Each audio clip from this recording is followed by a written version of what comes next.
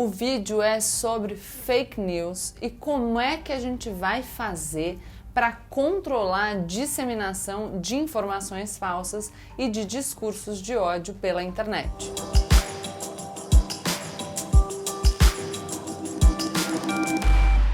Olá pessoal, como eu sempre digo, a partir de agora, menos emoção e mais razão. Ou mais inscrição. Então aproveita, se inscreve no canal, deixa o seu like e compartilha esse vídeo com seus amigos. Hoje a gente vai fazer um vídeo sobre um assunto que preocupa a todos nós. O vídeo é sobre fake news e como é que a gente vai fazer para controlar a disseminação de informações falsas e de discursos de ódio pela internet. Vocês sabem, estão cansados de ouvir o que as pessoas dizem sobre como a internet, ao dar voz para todo mundo, aumentou a possibilidade de disseminação de notícias falsas, inclusive com repercussões eleitorais, como a gente assistiu nas últimas eleições e deve assistir nas próximas, e também a possibilidade maior de disseminação de conteúdos de ódio. Mas eu quero lembrar a vocês também que a internet permitiu a disseminação de muito conteúdo importante e interessante. Olha a gente aqui fazendo um vídeo no YouTube, rapidinho, simplificado, para que a gente tenha a possibilidade de compreender assuntos complexos aos quais antes a gente não tinha acesso. Então, a internet pode ser usada para o mal, mas ela também faz muito bem. Por isso que a gente tem que tomar muito cuidado com tudo aquilo que a gente prevê como alternativa, como meio para limitar a liberdade das pessoas de se manifestar na internet. Até porque, como a gente já sabe, a liberdade de expressão é um valor fundamental da democracia.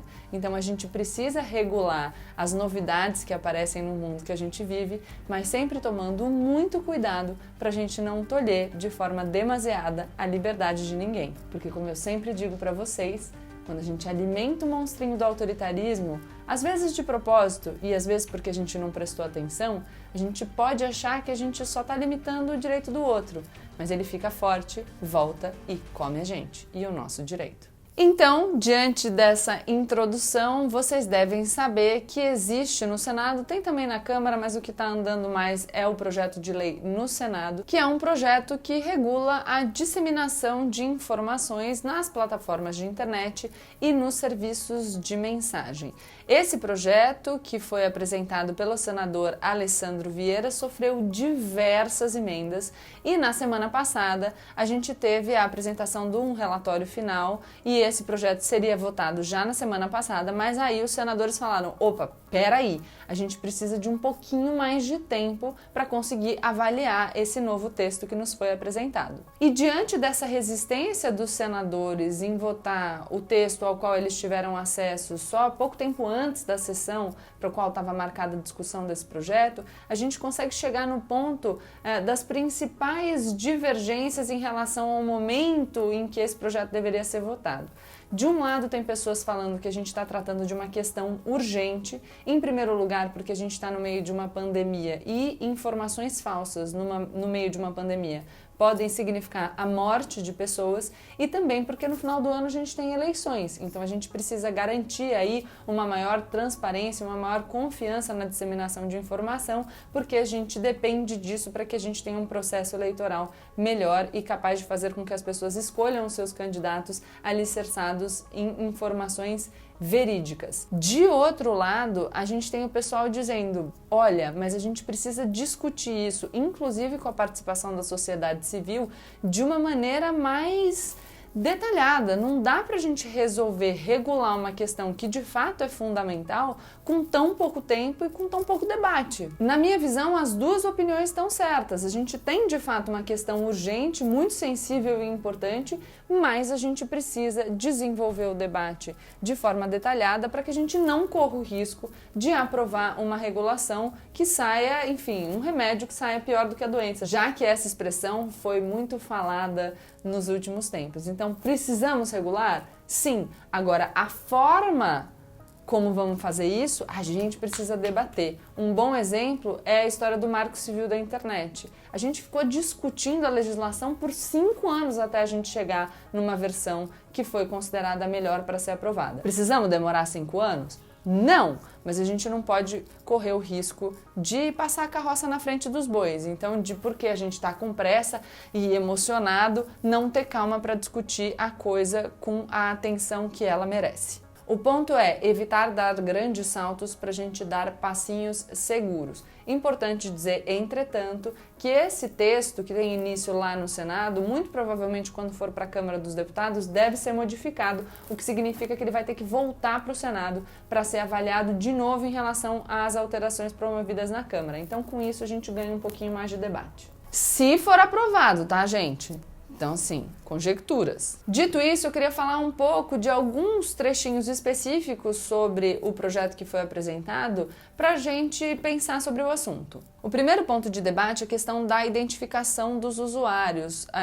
Alguns dos textos apresentados exigiam para a criação de contas documentos válidos e a necessidade da pessoa se identificar de forma indiscutível, estou tentando aqui, diante das plataformas que fornecem o serviço. Problemas disso: primeiro, o acúmulo de dados, depois o fato de que algumas pessoas de fato precisam proteger a sua identidade. Vou dar o exemplo de ativistas e vou dar o exemplo, sei lá, de uma pessoa que ainda não assumiu que é homossexual na sua cidade, que é pequenininha, que todo mundo se fala e que tem um ambiente muito conservador. Entende? Algumas pessoas podem ficar em risco. Uma alternativa a isso, para não gerar acúmulo de dados e para que as pessoas não sejam obrigadas a se identificar de forma indiscutível num primeiro momento, é que exista um serviço dentro da plataforma para que os próprios usuários possam reportar, por exemplo, perfis que eles consideram ser falsos, e aí a plataforma, diante dessa reclamação, possa exigir a identificação. Todo esse processo que envolve o pedido dos usuários em relação a uma conta e uma tomada de decisão por parte da plataforma, claro, deve abrir para a pessoa que está sendo questionada a possibilidade de se defender. Lembrando sempre que a gente tem que tomar cuidado com o monstrinho do autoritarismo. Outra coisa que tem gerado muita discussão é essa limitação no número de perfis para os quais pode ser encaminhada determinada mensagem. A gente está vendo isso agora num projeto de lei, mas a gente já viu esse tipo de decisão ser tomado pelas próprias plataformas. No WhatsApp mesmo, às vezes a gente tenta encaminhar uma mensagem e não consegue encaminhar para um número superior de contatos do que o determinado pela regra ali que está vigorando no momento. Alguns problemas dessa questão. O primeiro é o fato de você diminuir o número de contatos para os quais você pode encaminhar uma mensagem, pode ter um elemento dissuasivo aí da disseminação em massa de fake news, mas na verdade pode só diminuir o número de pessoas que vai ter acesso a esse tipo de serviço. A gente pensa em vários celulares, a gente já viu as fotinhos conectados ali em carregadores e mandando mensagens a todo momento para vários contatos. Então, se eu só posso encaminhar de um número para outro número, isso aumentaria o número de celulares exigidos para eu conseguir difundir de forma satisfatória essa minha mensagem. E aí isso só seria acessível para pessoas que têm mais recursos. Então, enfim, tem que pensar se vai funcionar. De outro lado, pode ser uma limitação indevida à liberdade de expressão, porque vamos imaginar que eu tenha tido um filho e que eu queira contar para todo mundo ao mesmo tempo. Eu não posso? Qual a legitimidade de o Estado impor uma restrição ao meu direito de comunicar essa notícia amplamente? E aí, claro, uma coisa é a plataforma estabelecer uma limitação pelos seus termos de uso. Outra coisa é a gente ter essa limitação determinada por uma norma do Estado. Bem diferente. Mas, de tudo, o ponto que tem gerado mais controvérsia é a questão da responsabilização dos provedores de internet pelo conteúdo que os seus usuários postam. Hoje o que a gente tem no Brasil é o artigo 19 do Marco Civil da Internet. Vou ler para vocês. Com o intuito de assegurar a liberdade de expressão e impedir a censura, olha só, as duas preocupações fundamentais já no comecinho da redação do artigo, lembrando que o Marco Civil da Internet foi uma lei aprovada depois de amplo debate, muitos anos de debate. Então, com o intuito de assegurar a liberdade de expressão e impedir a censura, o provedor de aplicações de internet somente poderá ser responsabilizado civilmente por danos decorrentes do conteúdo gerado por terceiros se, após ordem judicial específica, não tomar as providências para, no âmbito e nos limites técnicos de seu serviço e dentro do prazo, tornarem disponível o conteúdo. Ou seja, o artigo 19 exige uma ordem judicial anterior, para que aí o provedor seja obrigado. E a preocupação é justamente a preocupação de que os provedores de internet, tornados aí como um tribunal daquilo que pode ser veiculado ou não, pudessem praticar censura e limitação à liberdade de expressão, consequentemente. Porque quem é que vai decidir o que é verdade ou não, o que é desinformação ou não, o que é discurso de ódio ou não? Complicado, né? Claro, é importante dizer que a ordem judicial leva à obrigatoriedade de ação pelas plataformas, mas isso não significa que as plataformas não possam, por vontade própria, agir sem ter a ordem judicial. Exemplo disso foi a ação das plataformas em relação a autoridades públicas relevantes, como, por exemplo, o presidente dos Estados Unidos, Donald Trump, e o presidente do Brasil, Jair Bolsonaro, que tiveram as suas publicações marcadas como conteúdo falso pelo Facebook, Instagram e Twitter, no caso do presidente Jair Bolsonaro. No caso do presidente Donald Trump, foi só o Twitter, né? Se eu bem me lembro. Aqui só uma observação, o conteúdo do Donald Trump, na verdade, não era informação falsa, mas um conteúdo que fazia apologia à violência. Agora, qual que é o problema da gente depender de uma decisão judicial para que a plataforma seja obrigada a tirar o conteúdo?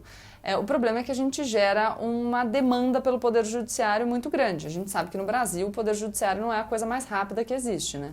Uma alternativa seria as próprias plataformas terem termos claros para que as pessoas pudessem entender quais são os critérios utilizados para classificar as informações em falsas e verdadeiras, em discurso de ódio ou não, e para que elas tivessem um processo que permitisse às pessoas acusadas de difundir aquele tipo de informação que vai ser retirada da plataforma, então que permitissem a essas pessoas que elas se defendessem. Então, essa possibilidade de defesa dentro de um procedimento rápido e com regras claras, aos quais teria acesso toda a população, vai conferir legitimidade para esse procedimento e ajuda que o conteúdo seja controlado sem que, entretanto, a gente deixe essa decisão sem saber quais os critérios que vão ser utilizados para determinar o que é uma informação que deve continuar sendo veiculada ou não, na mão de pessoas que a gente não sabe nem quem são. Então, qual que é a conclusão que a gente chega, né? A gente começou o vídeo falando sobre a necessidade de um debate aprofundado para lidar com uma questão que é urgente, que é muito importante, mas que é muito complexa.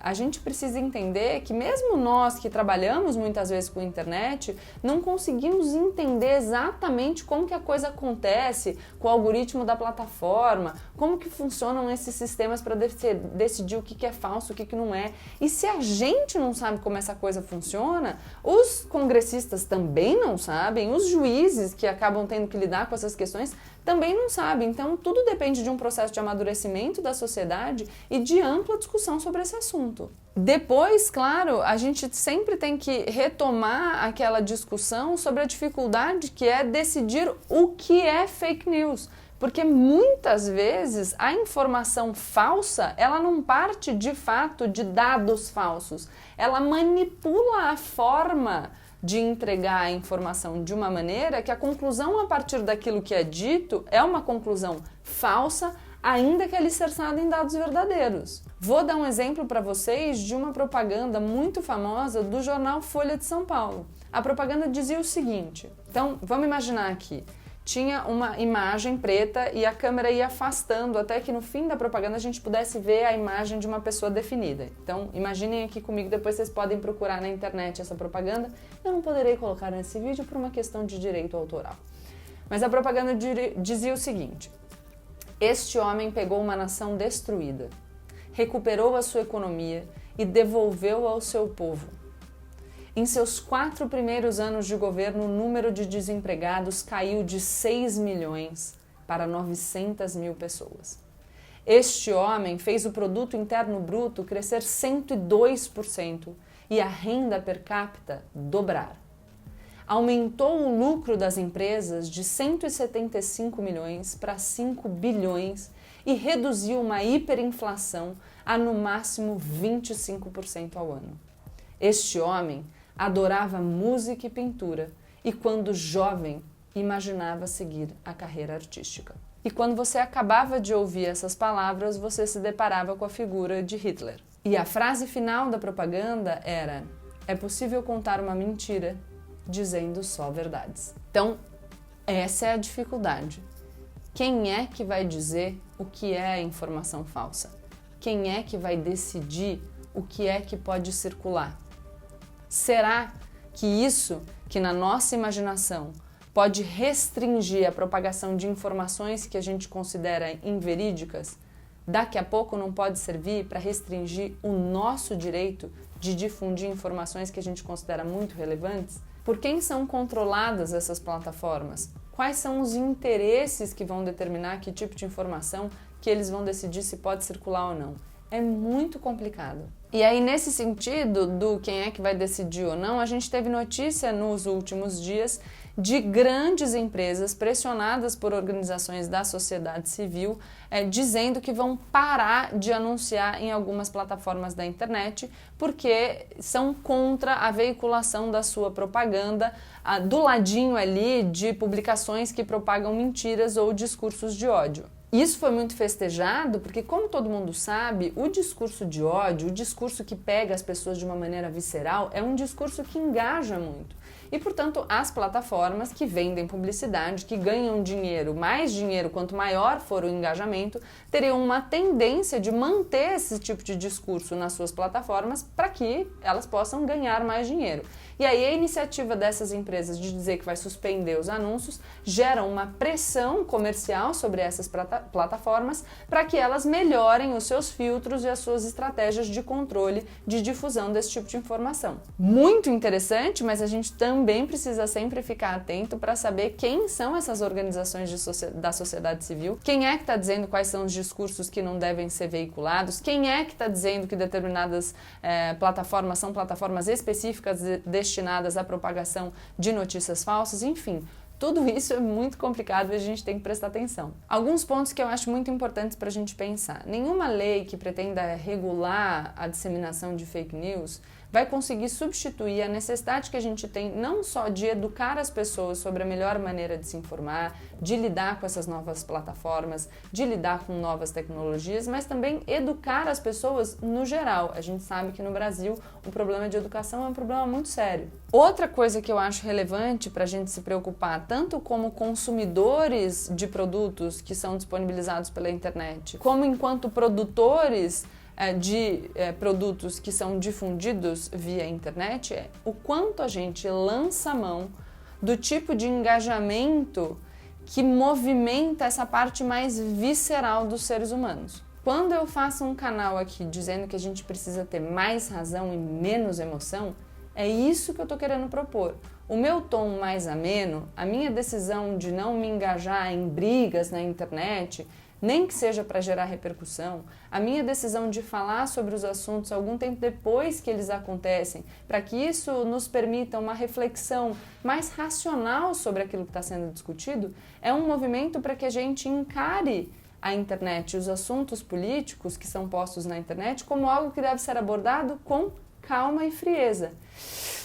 E não desse jeito. Porque se a gente, para conseguir engajar o nosso conteúdo, lança a mão desse expediente que movimenta a pessoa pela paixão, pelo afeto, pelo ódio, a gente pode perder o controle. É a mesma coisa que o bichinho do autoritarismo. A gente corre o risco de alimentar demais esse tipo de engajamento e a hora que a gente for ver, a gente está numa onda que a gente não consegue mais controlar. Então é isso. Vou terminar esse vídeo de novo com um chamado para o menos emoção e mais razão em todas as nossas atitudes. E aí a gente pode discutir sim a regulação dessas novas formas de difundir informação, é um assunto que deve ser debatido amplamente e de forma cuidadosa, mas no nosso dia a dia a gente pode pautar a nossa conduta individual para diminuir o impacto e o engajamento que tem esse tipo de discurso que engaja pelo ódio, pela paixão, pelo afeto nas redes sociais, tanto quando a gente produz o conteúdo quanto quando a gente consome o conteúdo. Tô confusa nesse tanto quanto, como, quanto. Mas é isso, tá bom, gente? Espero que vocês tenham gostado desse vídeo. Se gostaram, deixem o like de vocês, se inscrevam no canal e compartilhem esse vídeo com os seus amigos. Se o WhatsApp deixar, compartilha com uma lista imensa. Se o WhatsApp não deixar, compartilha com um por um, entendeu? Porque vale a pena, a gente produz tudo com muito carinho e é isso. Por fim, quero dizer para vocês que essa discussão está posta. Se vocês quiserem acessar os documentos, é só entrar no site do Senado Federal e procurar, e vocês vão ter acesso não só ao texto original, mas às propostas de alteração, tá bom? Beijo, até mais!